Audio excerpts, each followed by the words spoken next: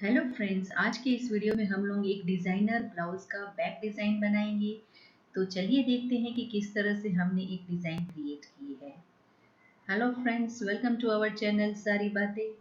According to 34 chest inch मैंने एक back के लिए कटिंग कर रखी है। अगर आपको कटिंग सीखनी है तो मेरे आगे की वीडियो भी देखिए, उसमें है कटिंग अच्छे से दिखाई गई है। जो हमारी बॉर्डर वाली साड़ियाँ रहती है, जैसे ये पठानी सिल्क साड़ी टाइप का पैटर्न है, उसके लिए जो बैक में हमें बॉर्डर मिलता है उसे हम मोस्ट ऑफ कमर की साइड पर ही अटैच करते हैं, लेकिन इसे आज हम शोल्डर की साइड पर अटैच करेंगे, वो भी एक डिज़ाइनर लुक में।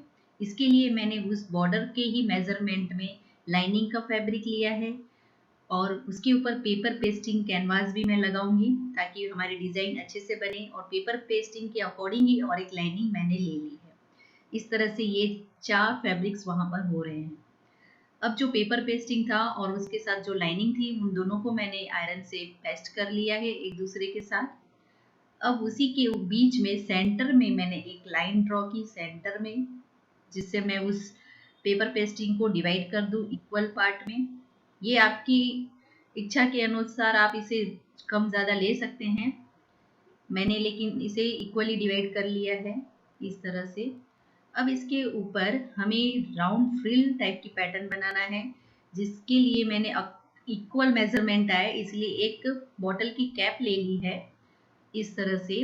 और उसके ऊपर भी मैं सेंटर पॉइंट मार्क कर रही हूँ ताकि वो इक्वली मैं प्लेस कर सकूँ उस लाइन पर। इस तरह से मैंने उसके ऊपर एक सेंटर पॉइंट लगा दिया और अब इसे मैं जो मैंने लाइन बनाई थी उसी के ऊपर उस लाइन को भी रखते हुए उसका हाफ सर्कल सेमी सर्कल की तरह डिजाइन क्रिएट करेंगे। अगर आप इस तरह से करते हैं तो आपकी ऑल जितनी सर्कल्स बनेगी सबका मेजरमेंट इक्वल आएगा और इक्वली फिनिशिंग लुक भी देगा। तो इस तरह से मैंने सबको सर्कल हाफ सेमी सर्कल में ड्रॉ कर लिया है उस पेपर के ऊपर जो कैनवास का था। इस तरह से हमने पूरी डिज़ाइन बना ली है और जो हमारा बॉर्डर पैटर्न था उसी के ऊपर जो उसका राइट पार्ट है उसके ऊपर हम इस कैनवास को रखेंगे और इस तरह से उसको स्टिच कर दूंगी फ्रिल में। जैसे डिज़ाइन बनाई है उसी तरह से हम लोग उसको स्टिच कर देंगे। ओनली जो डिज़ाइन बनाई है उसके ऊपर, वो जो लाइन है उसमें नहीं करेंगे। जो सेमी सर्कल जैसी सर है उतने ऊपर ही हम उसे स्टिच करते जाएंगे।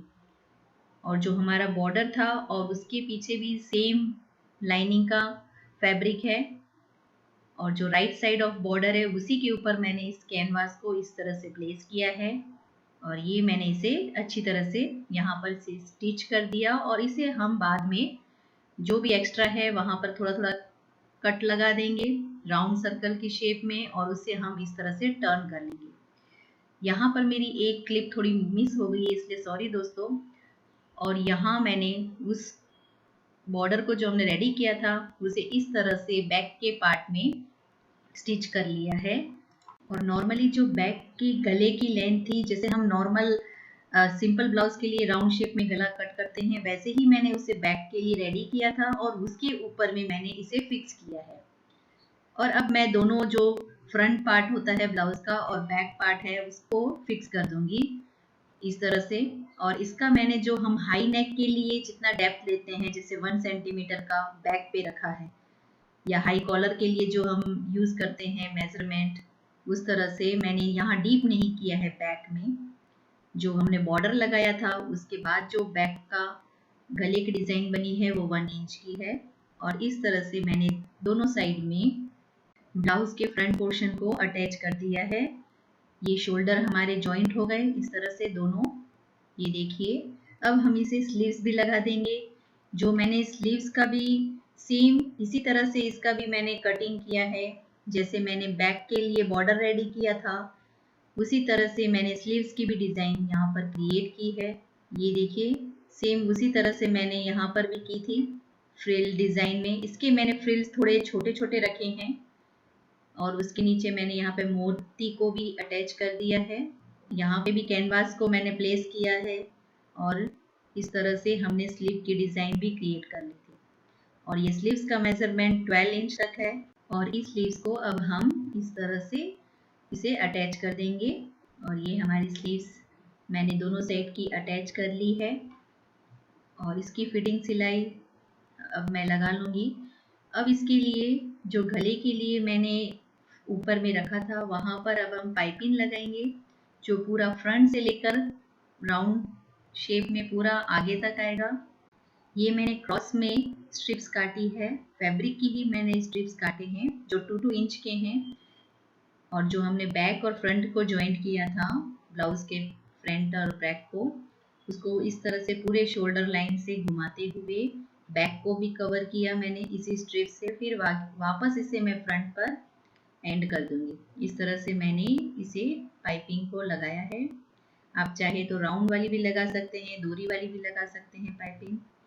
और इस पाइपिंग को मैं वापस बैक साइड टर्न कर दूंगी, जो कोई राउंड शेप वगैरह जहाँ पर ये हमारा टर्न हो रहा है उसे थोड़ा सा ध्यान में रखते हुए, स्ट्रिप्स को ज़्यादा खींचिए मत, हल्के हाथों से इसे आप राउंड शेप में टर्न कर लीजिएगा। इस तरह से ये बहुत अच्छी फिनिशिंग भी आएगी। और जहाँ पर राउंड शेप आता है आप वहाँ पर थोड़ा सा कट लगा लीजिए बाद में, जब ये पाइपिंग स्टिच हो जाए उसके बाद में।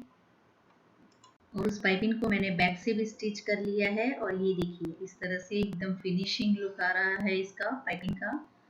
और जहाँ पर राउंड शेप है वहाँ पर भी अच्छी तरह से ये टर्न हुई है, कोई खिंचाव वगैरह नहीं आ रहा है। ये देखिए इस तरह से ये हमारा ब्लाउज रेडी है।